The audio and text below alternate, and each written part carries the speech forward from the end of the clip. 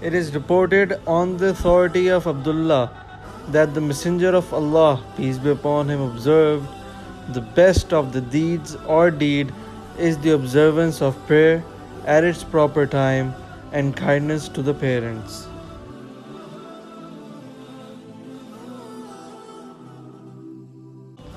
Hazrat Muad narrated, bliss belongs to someone who is dutiful towards his parents.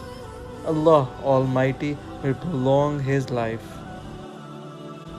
Ibn Umar narrated, making parents weep is a part of disobedience and one of the major wrong actions.